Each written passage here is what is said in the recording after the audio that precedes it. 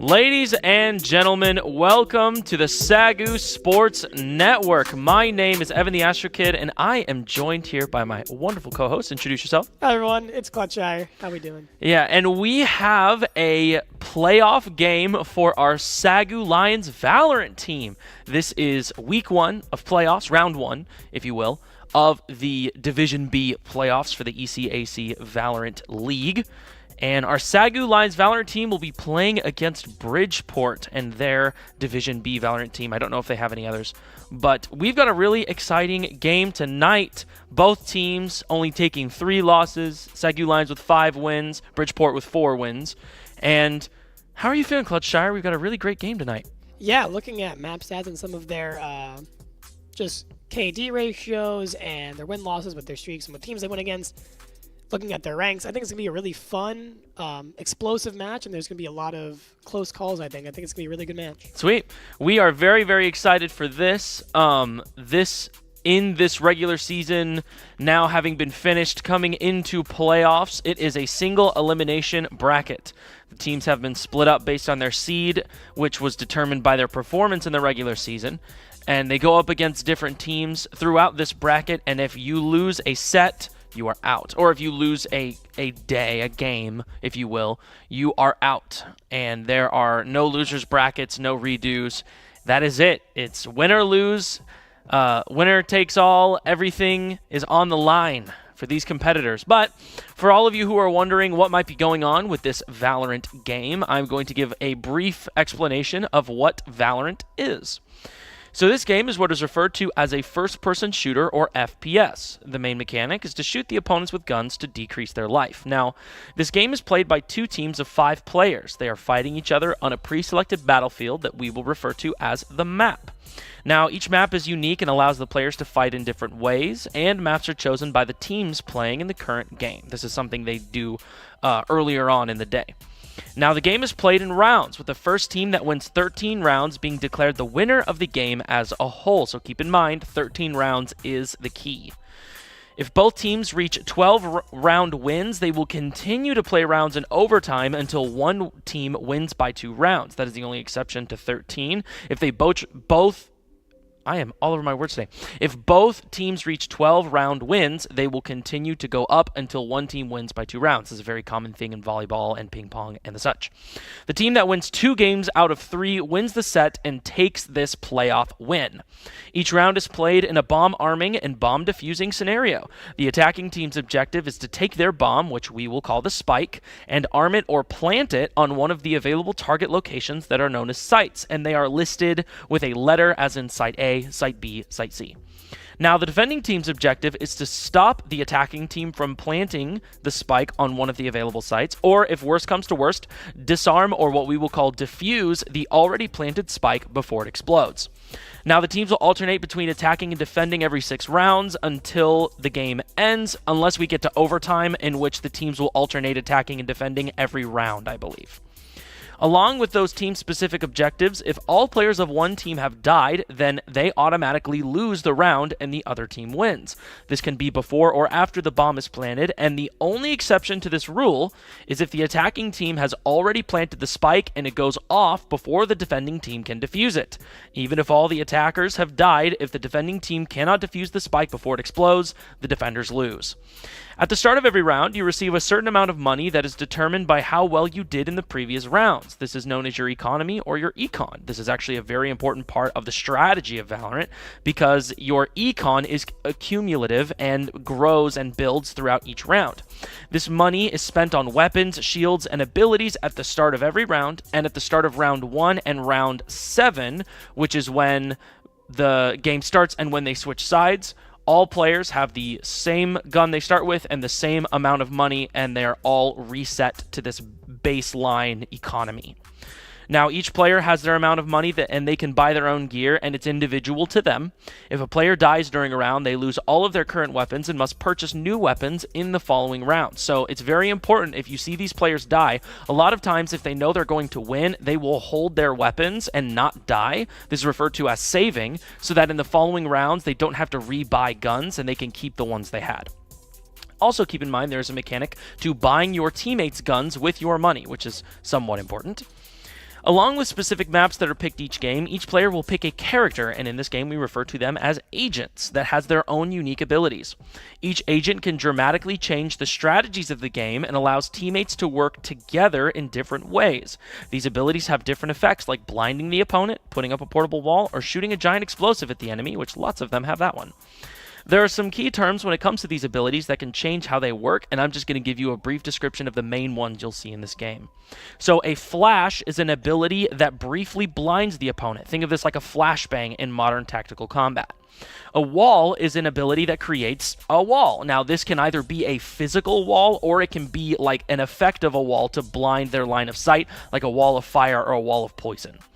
A smoke is an ability that creates an area clouded by smoke, which is essentially a smoke grenade, and it prevents anyone from seeing through that area. And some smokes have different effects, but that will be explained in detail once we see it. A Molotov, or sometimes we'll call them mollies, is an ability that creates an area on the ground that deals damage if people walk through it. So, like a Molotov cocktail. And finally, a silence is an ability that prevents opponents from using their abilities for a limited duration. Think of it kind of like a lockdown or a shutout. And there are more abilities and there are more effects that go into these agents and the different things they can do, but if we see one, we'll do our best to explain it on the fly. Now, that is the essence of Valorant. Keep in mind, this is best 2 out of 3. We will be playing at least 2 maps, possibly 3 maps, and they will be going to round 13, unless both teams reach round 12, in which they will be going and continuing until one team wins by 2. Now, that was a very long description, but once you actually start seeing the game and how it works, it will make a lot more sense as to what is actually going on. Now, Clutchshire, there are so many things that these competitive players are thinking about, because what would you say is the key thing that they need to be preparing for? What is the most important element of that is specific to Valorant that you would say needs to be thought about for this kind of competitive game? Yeah, the biggest thing here that they're going to need to worry about is communication. Especially going to playoffs here when you're going up against other teams that have gotten as far as you have.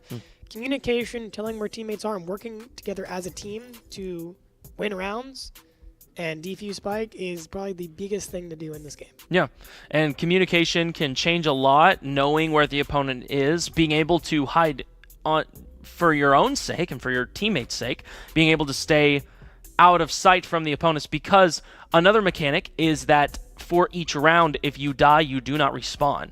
In a lot of other games like Call of Duty and Overwatch and games like that, most times you will respawn throughout the round and throughout the game. In this, each round, you do not respawn. So numbers advantage is a huge component to this game. So if you get taken out, and now it is 5 opponents on the enemy team with 4 on your team, you're at quite the disadvantage there.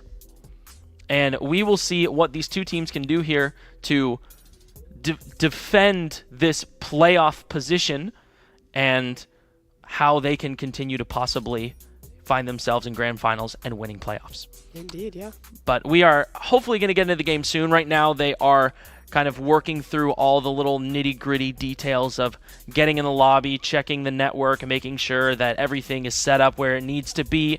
And hopefully soon we should be hopping into Game 1, and then they will go into a phase where they all pick their agents. Now, how important is agent coordination? Why don't you go into detail about the different kinds of agents that you could pick? Of course, yeah. So obviously, you've talked about it earlier. We have 4 different types of characters. You have duelists, which specialize in getting kills and making space on site. Second, we have sentinels. Those are meant to lock down sites, hold things together, and stop players from either entering or going on flanks and surprising your team from behind. Third, we have controllers. These specialize in smokes, just like you see the Syntix clip right there. Smoke orbs and smoke clouds that lock off lines of sight and allow for easier plays, like that wall right there. Then finally, we have initiators. That's something like Sky that you will see that has majority of blinds or other things to support the team in getting information and help pushing onto sites. You'll see initiators usually run with duelists.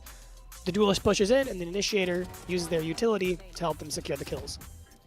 So having a balance of all these things is pretty good. A lot of the time, I will usually see 1 sentinel to lock down a site, 1 duelist, because while duelists are good, they don't have too much utility. And then you're going to want a controller, because if you have too many smokes, then it kind of gets all over the place, chaotic. And then finally 2 initiators, because they have the most value and, I guess, utility that you can use in the game. So a lot of time to outplay people. Very strategic, very much a thinking kind of game. Indeed. Lots of strategizing, and a lot of it happens actually before you get into the game because, you know, picking the map beforehand, picking the agents beforehand, they're already thinking of the kinds of strategies they will need to employ to get a leg up on their opponent, create these win conditions. That's a very big part of a game like this, is how do I create this consistent victory over my opponents? And that is something that we will see which team can secure the win, get the leg up in this round 1 of the ECAC Division B Valorant playoff game. And a lot of the time you'll see, depending on the certain map, they'll pick different characters. Some initiators and some controllers are better on a map like, say, Pearl or Haven, where the map is more open, and some controllers are better in the closed-off maps like Ascent. Yeah, and the different maps have, as you said, different kinds of agents that are stronger, more optimal, and there are even different agents that work with different kinds of guns. Now, everyone has the same amount of guns that you can possibly buy, and there are different things like assault rifles, there are sniper rifles, there are submachine guns, which are kind of these lighter automatic weapons, and then you have the pistols, and each one costs a different amount, and they can prove to be very, very valuable. And when it comes to your economy, what are some key terms we should be aware of going into this game? Yeah, so two that I will say that I will bring up quite often is full buy rounds, save rounds, and yeah, I guess full buys. So full buys are where you buy all that you can. It's going to be a heavy shield, all of your abilities, and something like an AR. So the Phantom, the Vandal, or the Operator, one of the bigger guns that do the most damage. You have save rounds. These are where you're going a little bit low on economy and you want to have enough to be able to full buy the next round. So they'll buy light shields, a pistol, or even if they have a little bit more money, they'll buy something like an SMG. Then finally you have something called force buying, which we'll also see a few times here probably, where force buying is when you buy the most that you can with your certain cash, so that way you can try and level out the playing field if it's a key round in the game. So like say something like 4th round, or if it's 12-12, they really need to get that up before they go into overtime. So force buying is just buying whatever you can. If that's light shields and the Phantom, or you can buy all your abilities, or the Bulldog, which is another type of AR that's a bit cheaper. Just buying the most that you can to try and level the playing field as much as you can if you don't want to give up the round. Yeah. And those are the 3 buy phases with economy that you're going to want to look out for the most. Yeah. And also just to kind of explain what we're seeing here on the screen right now, in the top left inside of that that little map grid area, that is the mini-map. And you can actually see every single player and where they are on the map with that mini-map. Now, you're also looking at the person that we, as the spectators, are watching at the moment. And you will also notice that we'll see red outlines of the enemy team. Now, the players that are playing cannot see those outlines. They are trying to guess where the opponents are, where they might be trying to engage, where they might be waiting, but we as the spectators can see them just so that we can get the full scope of the game and understand the strategy behind everything. But the players are not able to see that, and they are constantly trying to figure out where the opponents are, what they're trying to do, how they're trying to play, and that's a huge part of this game, is just information, is knowing where the opponents are, what they're trying to do. Very, very important. And also at the bottom, you will see their health, you will see the abilities they have available to them, you will see their guns, and different things like that. And we will get started with this round 1 shortly. We are going to go to a short break while we work out some of the technical things of getting into this first game, but don't go anywhere. This has been the SAGU Sports Network.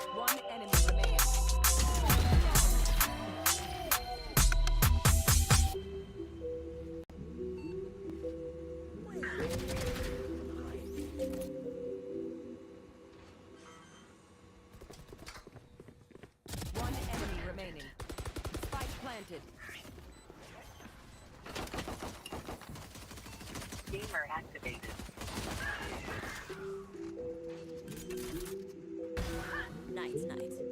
Last player standing. One enemy. 30 seconds left.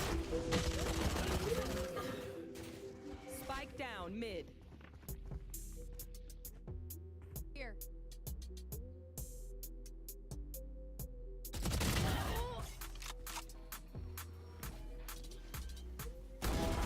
Silence, Dreamseer.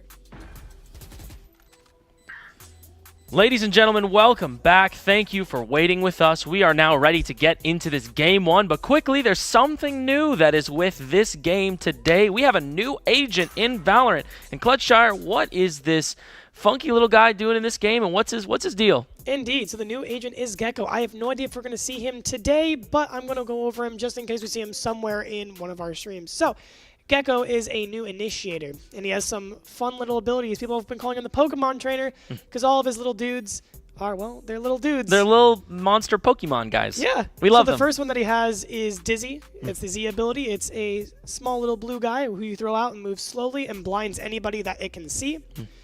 Second, we have Mosh. He's the green one. It's a very large area of effect molly, and after an arming time, does damage. The reason there's arming time is because the closer someone is to the center of the molly, it does more damage. If you're at the very center, lethal damage. And then finally, we have everyone's favorite, Lil Man, Lil Dude, Wingman. Wingman. You're able to throw him out. He's able to bounce off walls, and if he spots somebody, he can concuss them. But you can also, like Valorant likes to do, they like to give people new ways to play the game.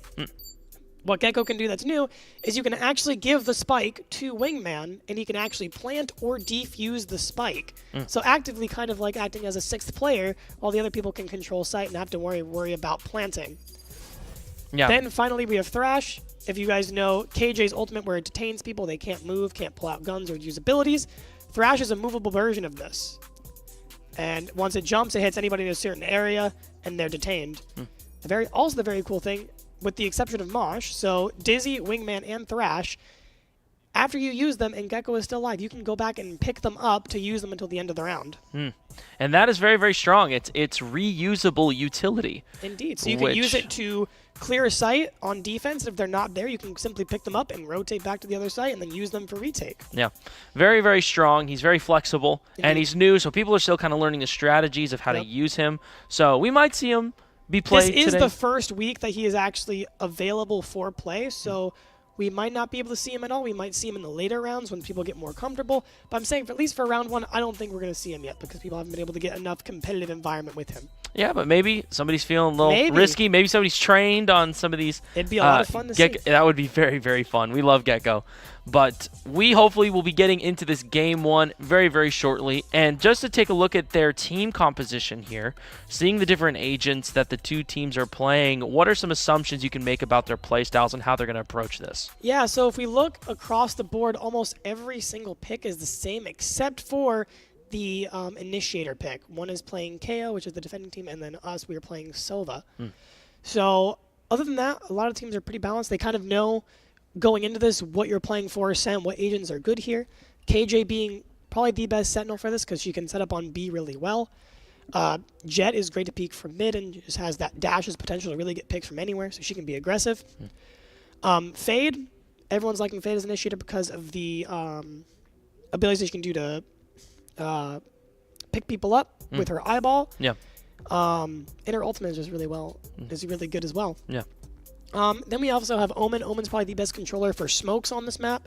I've seen a few variations, but I think Omen is like the star pick for most people. And then we get down to the second initiator pick, which some people are kind of iffy on. Some people like KO, especially if you're defending first, because you can throw that knife and detain people, stop people from using their abilities, and stop them from pushing for a few seconds. But then we also have Sova, who is more for shock darts and gives a bit more information than KO does. But then again, it's all comfortable to who is playing them. I know Jericho is very comfortable on the Sova. We've seen him do some amazing plays with the Odin on B site. We love him shooting through that special wall, which we might be able to see in this map. That would be very, very cool. Jericho, knowing this Ascent Sova gameplay, and yes, some Odin wall bangs would be very cool. Indeed, this is SAGU's favorite map, and they just as much they've played it the most this season and have still a positive record. And also keep in mind that before each round actually starts, there is what is referred to as a buy phase. So this is a limited amount of time where all of the attacking players and defending players can spend the money that they have, create strategies, set up for the start of the actual game, so that once they begin playing, they've got everything they need, they're ready to go, and then they can compete optimally. It looks like one of the teams, I'm guessing it's going to be, they paused. Okay, so they are going into their technical timeouts. It looks like they're still having problems getting their 5th player, I think, into the lobby. And maybe there's lag or something like that.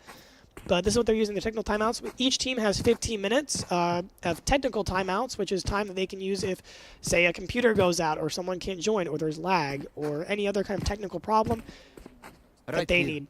So right now, yeah, we just got to confirm that their 5th player is actually going to go ahead and restart their computer due to issues. So that's one of the things we use technical timeouts for. There's 15 minutes just so that way there is absolutely nothing that can interfere with certain gameplay and possibly having to forfeit maps. Yeah, because unfortunately, if you take too long, considering it leaves kind of an unfair time gap and stall. Nobody likes stalling. And so if you stall for too long, then you can be penalized with losing your timeouts and up to a certain point actually losing some games. Well, now that we're actually into the map and they have started play, FFing is no longer, or forfeiting the map is no longer an option.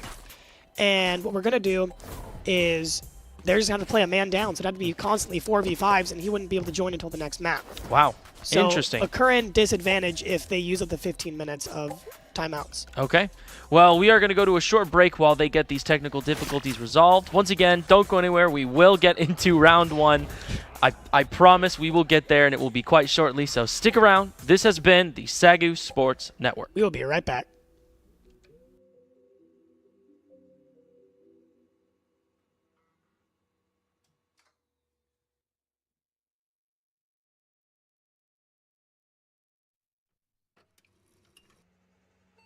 Gamer activated.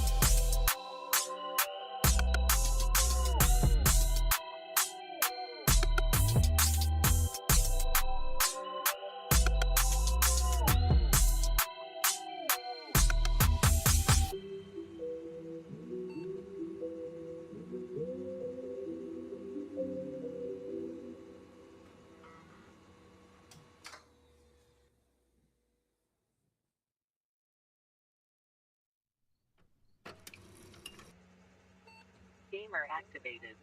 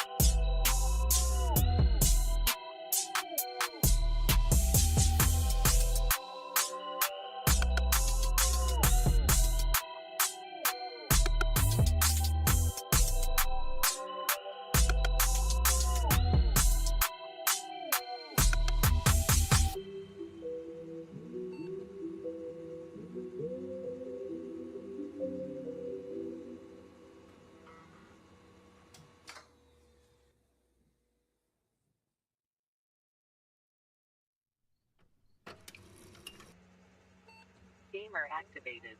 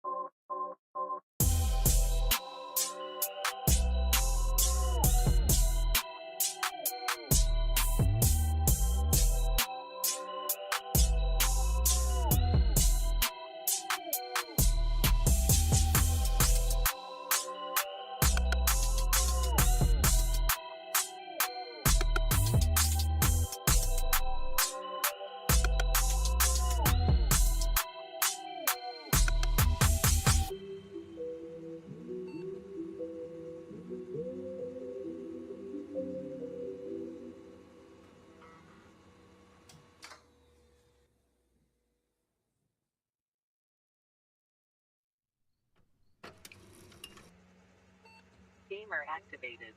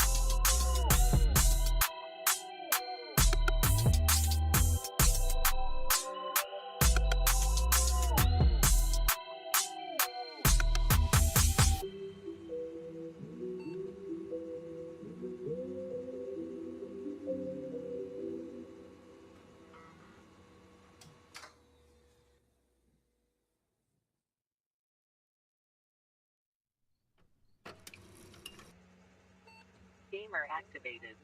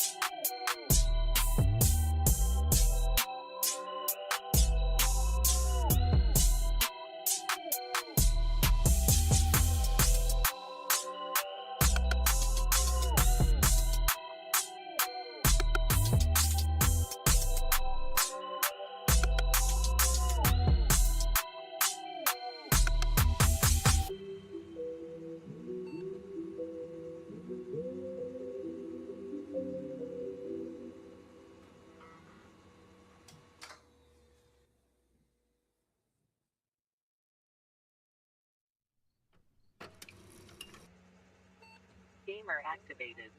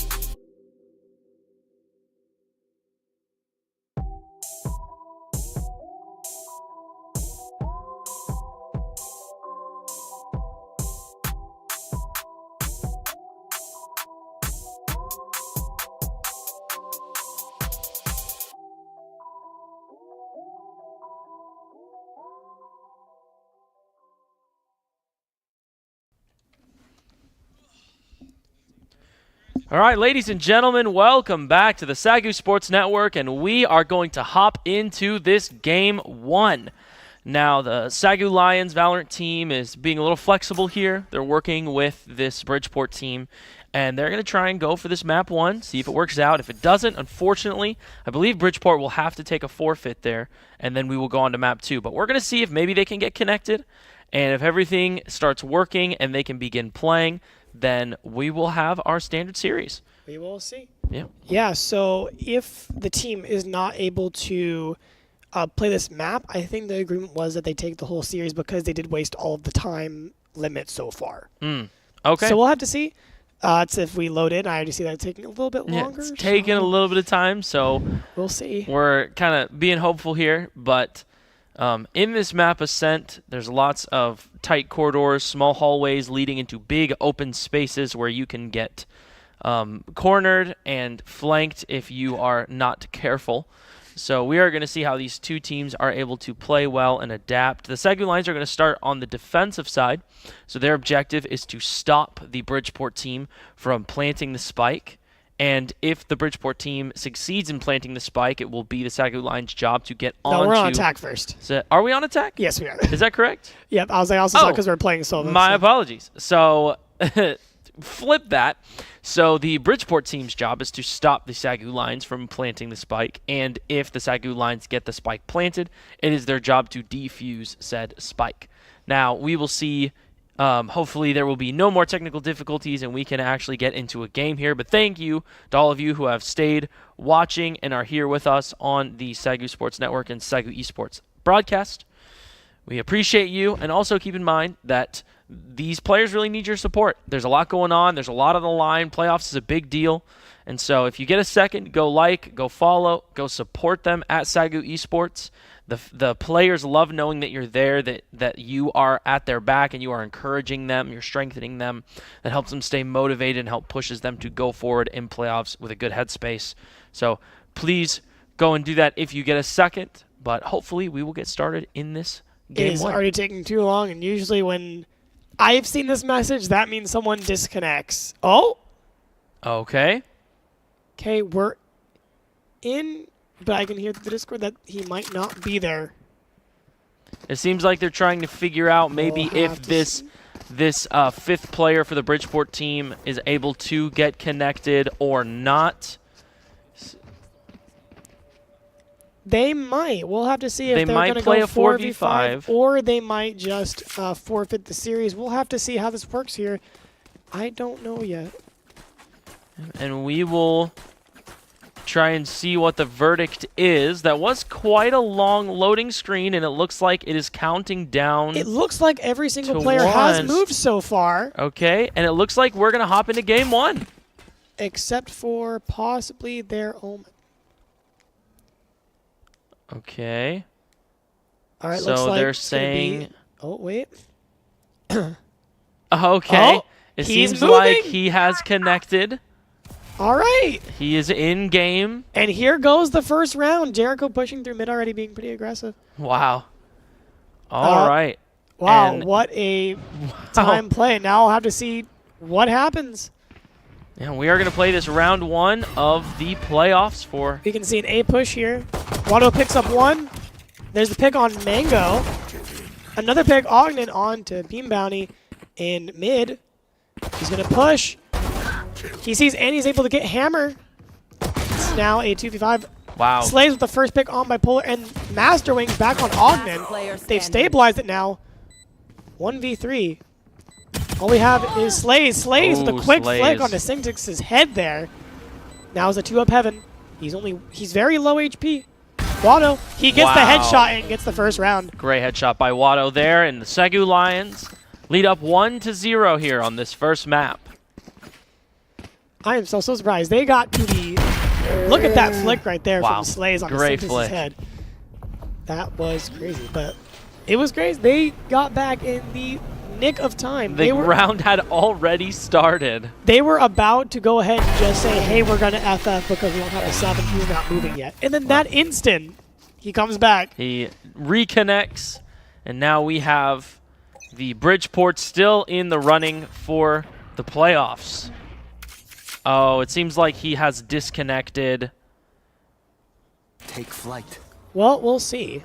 And we're going to see if They're there's a still chance they could checking. play. Maybe.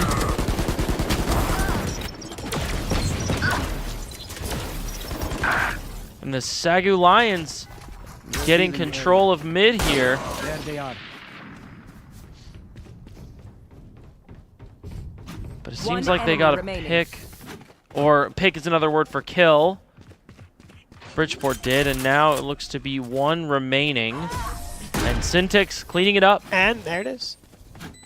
And so, yeah, it seems like their fifth player has disconnected. All right, well, they are saying GG's here, so it looks like they might go ahead and just take the forfeit at right there. And is that going to be the forfeit for this game one? I think it might be a forfeit for the whole entire match because if they can't get him back, they've already used all of their time limit.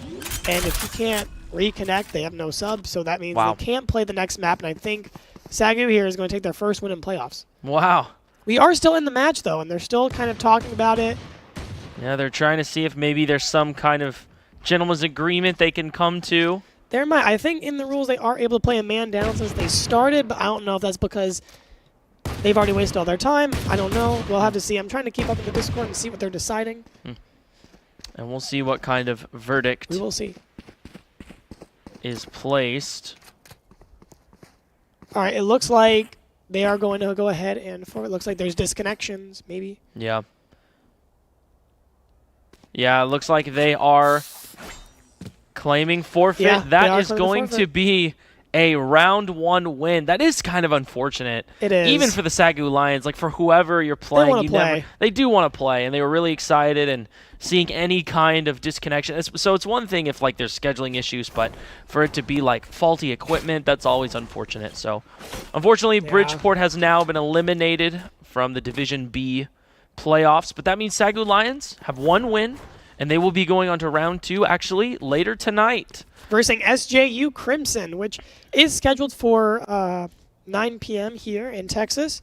But I think they're going to see if they can contact them, reach out early, see if they can play even earlier. So that might be even more beneficial to you guys. Yeah. Or you guys can come back in However long it is. 2 hours. Yeah, I'm not going to math. For the next map. And so we'll have to see there if there's communication and whatnot. But All right. yeah, first map goes to SAGU Lions, and they're going to go into the next seeding going 1-0. Yep, and that is going to be that for this game. So we will be figuring out what's going to be the specifics for this second game tonight,